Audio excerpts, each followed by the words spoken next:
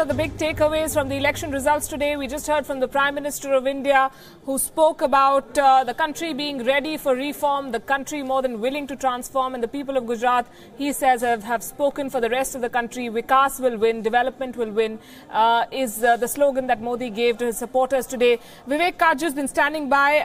Mr. Kaju, we're looking at how the world is looking at this election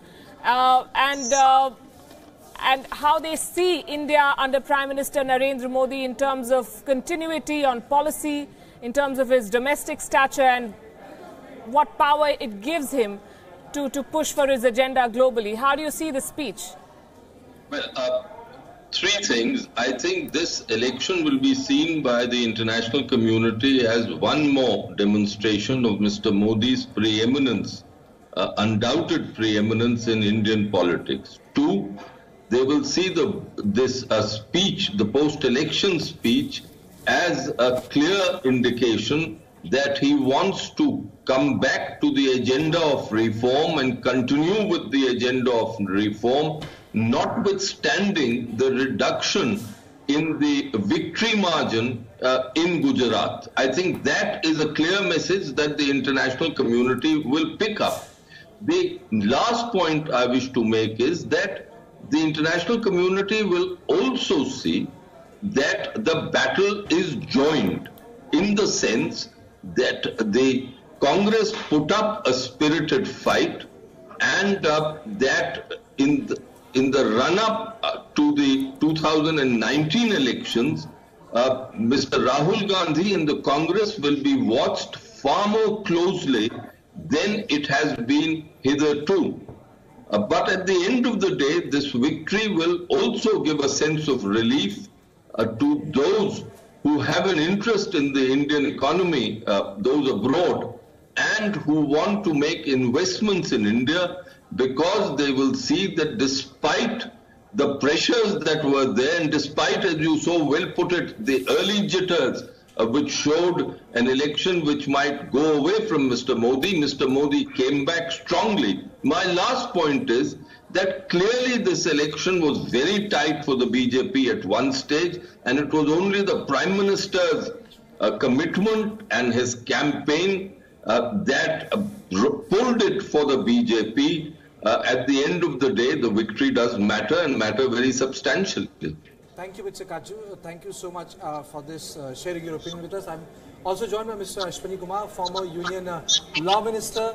Mr. Adhir Ranjan Chaudhary also joins me, the former PCC Chief of West Bengal. But to you, Mr. Kumar, first, how do you look at the defeat of the Congress party? Despite a spirited fight, it has not crossed the Rubicon. It didn't cross that magic line.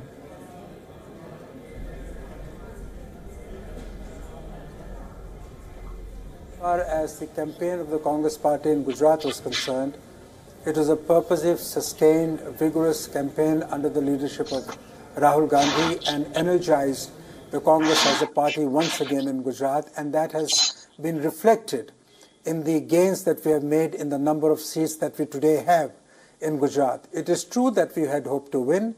We have not been able to win, and we have complimented and congratulated the Bharatiya Janata Party for its victory. The elections were conducted peacefully, and to that extent it is a triumph of Indian democracy. But let me tell you one thing which I am absolutely confident about. This election, as far as the BJP was concerned, was not entirely about development, as it now sought to be claimed even by the Honourable Prime Minister. There was absolutely no doubt in anyone's mind that there was a sustained attempt to polarize the election, to polarize the voters, and we saw that particularly in the last 4 or 5 days of the campaign. I hope that now that election results have been announced, while the Prime Minister is fully entitled as the leader of the party to rejoice in his victory, and we wish him well, we wish the BJP well, the fact of the matter is that a time has come for us to revisit our politics. We need to ensure that whatever may be the outcome of elections, the level of political discourse must always be kept at a high level. Development, ideology, policies, and the interests of the people must be paramount, and not religious sensitivities of the people, which must never come center stage as far as the political preferences of parties are concerned. India is a secular state, and we must always ensure that our politics is centered around development in its truest form and sense. The challenge for the Congress now is to build on the work done by Rahul Gandhi in these elections. It is necessary for it to strengthen its organizational capabilities, and it is very, very essential for the Congress party to project very credible local leaders in each of the states. Not one, but several leaders will have to be projected by the Congress party. We will not only have to change the way we do things, but also Mr. Kumar, it's interesting. It's interesting, and also bring about a change in what we do. It's interesting that you say that our politics has to be centered around development and not religion, because it was the Congress party that many feel tried to play the BJP's game by pushing for soft Hindutva. It was the Congress party that attacked Vikas. It was the Congress party that some say abandoned its Muslim vote bank. Nobody spoke about the Muslims. If we focus on secularism, we have to take all the people, all sections of society together. So perhaps some retrospection there. Do you believe that the Congress party should have announced a chief ministerial candidate? Do you believe that this is actually going towards the Congress Mukt Bharat that the BJP often speaks about? Well, I don't think this country will ever be mukt of Congress, because Congress is not only a party, Congress is a philosophy, Congress is an ideology, Congress is a way of life, and Congress has always been an umbrella party, has always spoken for all segments of our society, and I entirely agree that Congress should be the voice of all people, not only of one community or of one worldview. As far as the soft Hindutva allegation that is being hurled against Congress is concerned, I think it is entirely misconceived. Merely because Mr. Rahul Gandhi visited temples to take blessings doesn't really convert Congress party into a Hindutva party. That has been the brand of the BJP. However, the fact remains that Congress will need to factor the changes that are taking place in the country. The Congress will have to factor the new thinking in a very large segment of the Indian electorate comprising of younger people. And I think that is what Mr. Rahul Gandhi has promised to do when he was formally appointed President of the Congress Party 2 days ago. If you were to see his, or if you were to read his speech, he has said that he would anchor his politics in idealism and in the dignity and esteem of the people of India. And I think if he can actually do that, and I have no doubt that he will try his utmost to do that, if he can translate his promise into action, you will see the resurgence of Congress as never before. Thank you. Thank you, Mr. Kumar, for making time for WION and sharing your thoughts as to what Mr. Gandhi should be doing. And now we are joined by Adhir Ranjan Chaudhary and Babul Supriyo. Babul Supriyo, Minister in Council of the Prime Minister Narendra Modi, and Mr. Sudhir Ranjan Chaudhary, who has been patiently waiting. But before that, before we introduce Babul Supriyo and Sudhir Ranjan Chaudhary for a face-off, we take a quick reaction from our panelists who have been very patiently waiting. What do you make of the Prime Minister's speech, Mr. Sudhir? Well, I'll start with that he not only has a national agenda, he also has a global agenda, and this is really going to empower his and India's role as a rule shaper. Particularly, for example, at a time when a lot of countries are looking inwards, they're becoming much more populist. I just flew in from England, for example, and Theresa May is under all kinds of pressure and crisis there. And here you can see this starting to play out in things like climate change, for example, where one would have expected India not to be signing up to it. But in fact, because of Prime Minister Modi, that India is very much going to be in that game and going to be leading the way that it's going forward. So this domestic support really also empowers his position globally, particularly at a time when other leaders are starting to pull back. And Daniel, no, actually it was your point, which was there in my mind on the victor mode. That's all right. So did it sound like a victory speech to you, or was this a continuation of the campaign? Somebody should have reminded him that elections are over. On a lighter note, he went on this, but he did touch everything that what he went through during the election campaign, as well as what he's feeling. My three most important things that I felt that he thought that this election, he turned this election as a referendum on GST. Second thing is that he did show us today that he played the victim card, and all thanks to Mr. Manishankar Iyer. You know, he indirectly was thanking him for doing that to him. And fourthly, he is trying to bridge that divide between the Patidars. Thanking him for creating that emotional character in Gujarati. He did that. And he played the victim card. He said, they humiliated me. He was looking like an outsider, not like a prime minister. But he knows that this works, because it worked during the election to bring that last emotional connect, that last mile connectivity that it gave it to him for the election. And third thing is that he's calling out for Patidars to come back to the fold. Right. Jasper, he mentioned Theresa May, who's facing a lot of issues at home. Angela Merkel, who powered the growth engine of Germany and now cannot find coalition partners. Emmanuel Macron in France. Donald Trump embattled in the US. When you look at, or Netanyahu in Israel, democratically elected prime ministers are fighting on home ground, and that is keeping them away from looking at the international agenda. Do you believe in that sense Narendra Modi stands out today? Well, I mean, wouldn't Theresa May love to be in Narendra Modi's shoes right now if she could teleport herself over? But I think, well, to an extent. Having said that, the reform agenda in India is a monumental task. So, you know, he may be wise to focus on that now and not go kind of on international walkabout. Just as a comment on his speech, one thing I slightly felt was, I mean, it was a bit short on magnanimity, right? Yeah, that's a good job to Congress. 99 votes, that's a decent win. And I wonder if there's a careful what you wish for argument here, because he's got the beating of the guy, right? He's beat him several times, and I would have thought that's a good position to be in. So I think perhaps a note of caution on too much Rahul and Congress bashing. Sure. I'm afraid you guys will have to wait for a bit. Babul Supriyo is through with us. I'm really sorry for that. Good evening, Mr. Supriyo, and congratulations. And the sentiment here is that graciousness in the win was missing, that the tone and tenor of the Prime Minister's speech was, we won despite everything, and 19 states and counting, and we will keep going strong. Well, you see, the opposition can go ahead and say anything, but let's understand one thing, that there is nothing, as they say, everything is okay in love and war. And this Congress had really made this Gujarat election a war, with the kind of caste politics, with the kind of divisive nature in which they campaigned, the kind of language they used. And you know, there has to be, we have to understand one thing, that in India is a complex place where, you know, caste, religions, different kinds of cultures, they do exist, and they you know, that is part of vote bank politics. But there is a way of handling that. I think as the new president, as a young, relatively young politician who has taken the helm of Congress party, which does have a great history. We are not very sure about the future, but they do have a great history.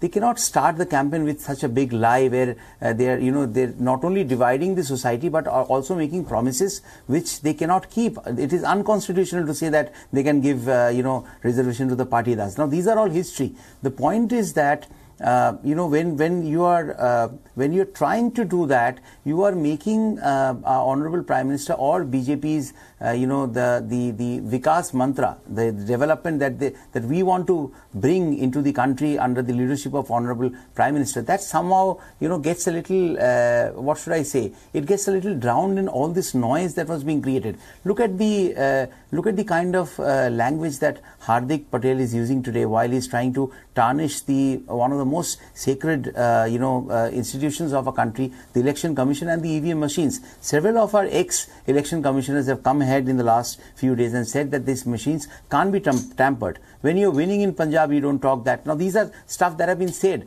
but I'm saying that Rahul Gandhi will have to ask himself a fundamental question: that are these the kind of young leaders that he wants to associate with, who are the ones who are going to question the democratic system in the first place? I think apart from the introspection that Congress party needs to do as to why, even after a party after ruling 22 years in a state, defeating anti-incumbency, which is a very important word in politics, in the voting system, defeating that, they again come to power instead of all this noise that was created. irrelevant noise that was being created. There is only one word, and that is development. If you have done that, people will bring you back to power. Look what happened in Himachal Pradesh. Congress came there. They were there for 5 years, but they were thrown away. Now I think the only way to reach out to the voters that we may have lost out on, which Pradhan Mantriji also, our Honourable Prime Minister also acknowledged, is again going to be development. That's the only word. If they think that we have not been able to reach that development in the rural areas, then the only way to reach them is again going to be development, and that is the Sabka Saath Sabka Vikas mantra which we want to take forward, and that is the only way where we can consolidate our position in India, and that is exactly what our Honourable Prime Minister is leading in the country. Babu, sorry I'm interrupting you, Karthikeya, but I think the Congress needs to respond to it. Adhir, if you would have listening to Mr. Babul Supriyo making the point, the division between the urban and the rural constituencies, I think it cuts both ways. Mr. Chaudhary, Congress has done impressively well in the rural areas, but it lost all the urban constituencies, the majority of urban constituencies. So how does this verdict is seen by you, who has headed a unit in West Bengal, which in itself is a very tough place in Congress, is today playing a marginal role because TMC has become the new Congress in West Bengal?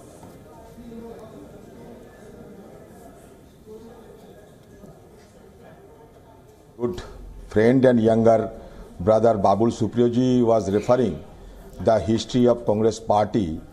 I would like to remind him that Congress party has been experiencing vicissitudes during the course of history, and we never feel ourselves weakened by any kind of unfortunate situation. I would like to assert that the future of Congress party is bright, and it has been amply proved by the verdict of the Gujarat election. Because, number one, the Congress party has started its campaign with a ragtag army in Gujarat. We did not have the requisite organizational infrastructure in Gujarat to deal with the well-oiled election machinery, political organization of the BJP party backed by RSS and other fringe elements. So it was an uphill task for Rahul Gandhiji to deal with this kind of a situation in Gujarat. However, he has proved his mettle by taking the bull by the horn, by taking the NDA bull by the horn, and come to such a situation where people of across the country were thinking of what should be the future of what should be the actual verdict of but I think that's okay, Mr. Chaudhary, but that's a round and round explanation. But the larger issue is that the Bharatiya Janata Party has been able to retain it despite whatever the problem, GST, Hardik Patel, or whatever been, they retained it. It's hardly, I understand you are defending the indefensible, but to say the country is looking at Rahul Gandhi and the country is looking at the possibility, a leadership alternative is a bit far-fetched, given the fact that he put all his might in the state of Gujarat and the BJP has got the 6th term there. Babul Supriyo, the question to you is, what is it that worked for the BJP? Was it the personal attacks against Rahul Gandhi? Were the likes of Hardik Patel even a factor? Have you just been able to piggyback on the popularity of the Prime Minister? No, it can't be so. You see, anti-incumbency, as I said, Adhir is a very senior member, is a senior politician. As he said, I've just come to politics only 3.5 years. I don't have a baggage where I need to talk about history. As I see it, governments come back to power repeatedly only if they have done enough development. And if Congress wants to say that development has not been done in Gujarat, they themselves know that they are not saying the truth. They are not saying the truth. And I think that our Honourable Prime Minister had made it very clear. See, when you're dealing with such kind of nasty opposition campaign, sometimes the narrative does get a little, what should I say, derailed, or it gets a little noisy. And to counter that, you have to talk about the things that you have actually done for Gujarat and how the development that has been the preamble of our Honorable Prime Minister's work there as the Chief Minister for so many things. I think it was very significant that he flew the Seaplane.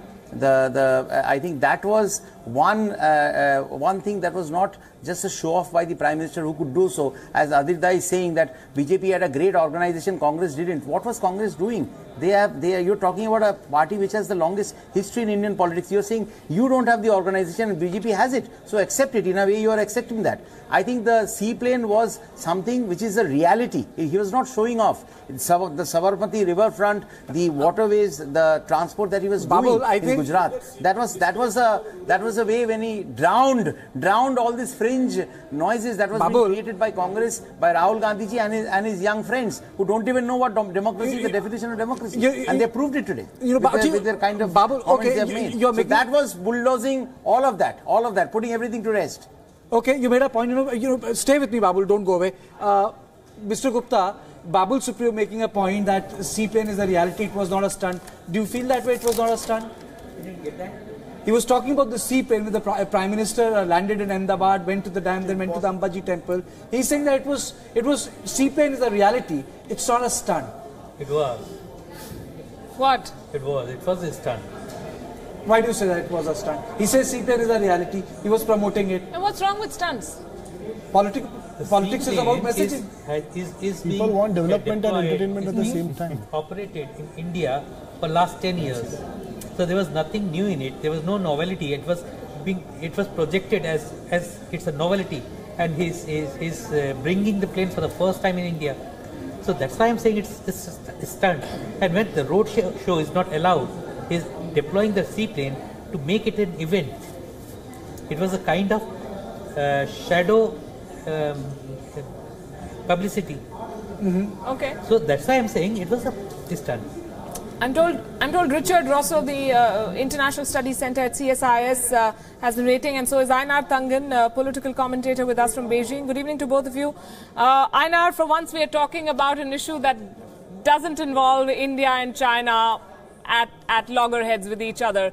The Indian Prime Minister has consolidated his position in domestic politics. How does Beijing see this?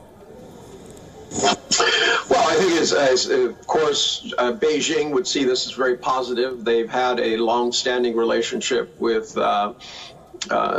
Modi. They believe that he has the best interests of his nation at heart.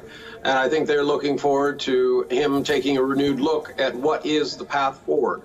So, for instance, does the Belt and Road figure into it? How will Pakistan be involved? What are the major issues in terms of security, and how does India want to solve them? And what next do you see for the Indian economy, for business? I think the Indian economy will do very well. I mean, you have a tremendous amount of energy. You have young people.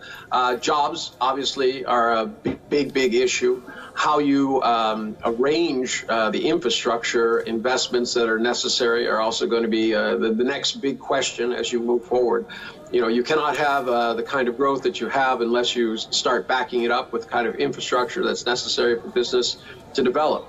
And I think Modi knows this. The question is, where will that financing come? Will it come from the United States, Europe, or China?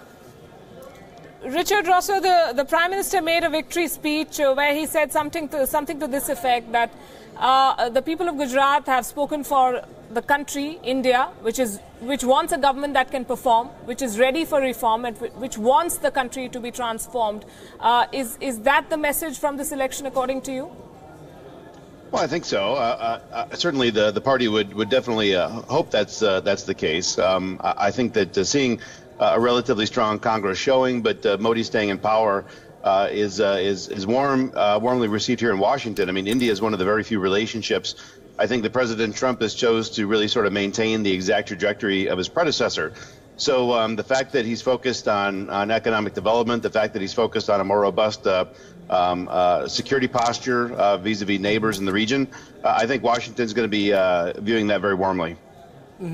I think our guest Babul Supriyo and Adhir Ranjan Chaudhary also waiting very patiently. Babul Supriyo, first to you. You spoke about the issue of development, but the fact is that the last 4 days of the campaign of the Prime Minister on the issue of Pakistan, or on the issue of the dinner, or on the issue of Asmita, or being attacked, it turned the election, and the results of the second phase are there to be seen, where you are sweeping northern Gujarat. So it's not only about development, there was some blending of the identity politics which also took place. Well, you see, as everyone will acknowledge, Indian politics is a very complex game. Let's accept it.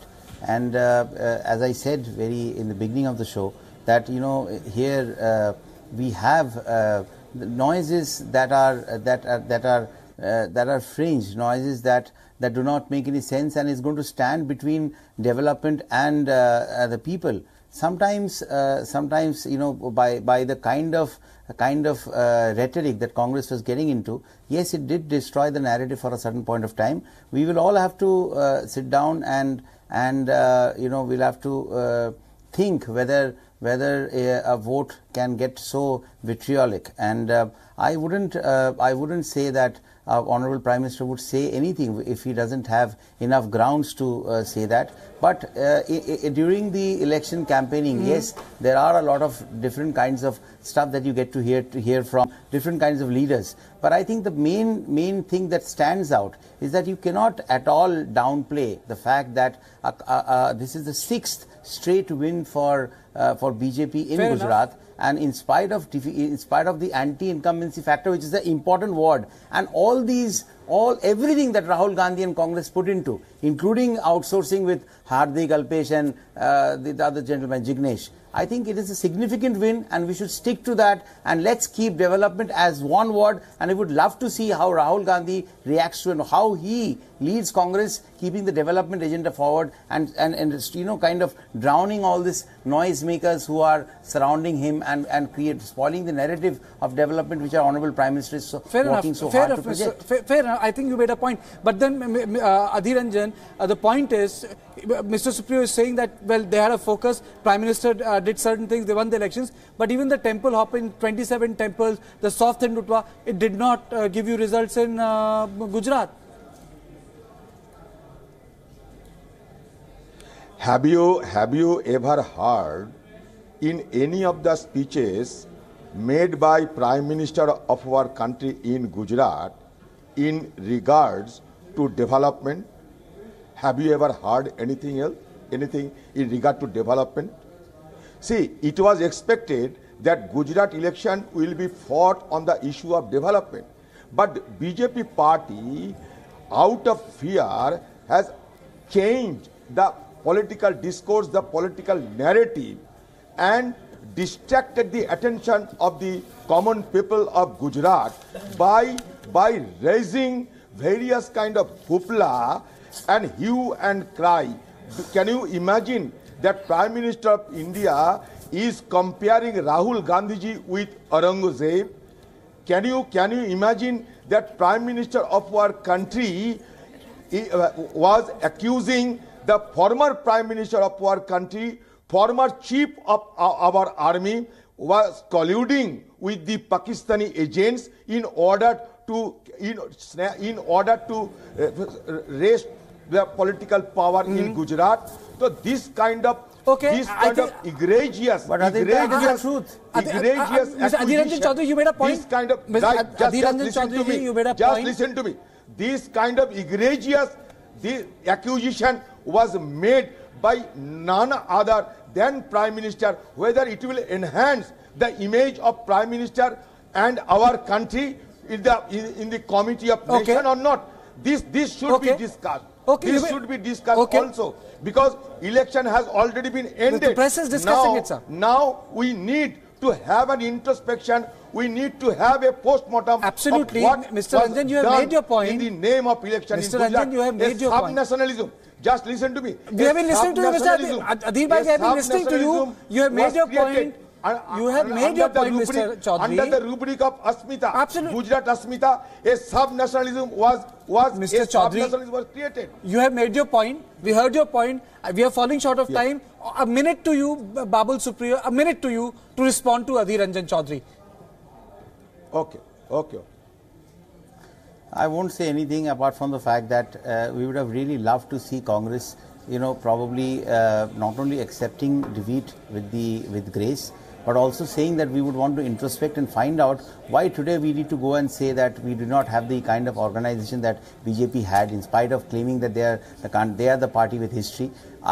Probably they will have to think why they had to, they had to collude, they had to be with those, with the kind of leaders who would then, after losing, come ahead with conspiracy theories. So I think that now that all that is sorted out, we did not sort it out. BJP did not sort it out. It has been sorted out by the people of Gujarat. Okay. The people of Gujarat has voted. They have brought BJP back to power. Let development be the word, and we would love, winning, scoring goals in an empty football ground is no fun. We would want Congress to consolidate and grow as a party so that defeating a great opponent gives us more pride and satisfaction in this war or race or whatever you say.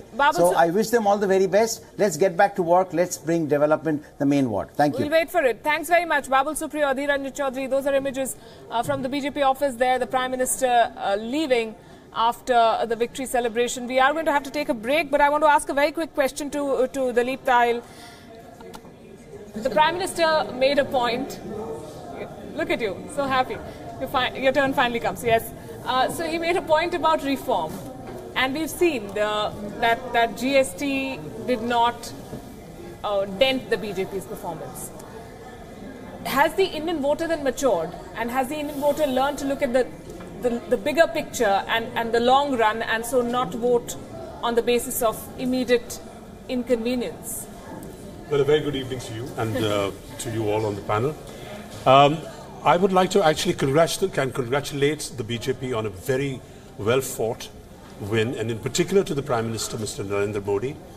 And I think that Gujarat has quite clearly reiterated its support to Mr. Narendra Modi and endorsed the fact that they want to be included in the overall narrative of progress, of economic reform, anti-corruption fight, and the vision that the Prime Minister and the BJP have for a new India.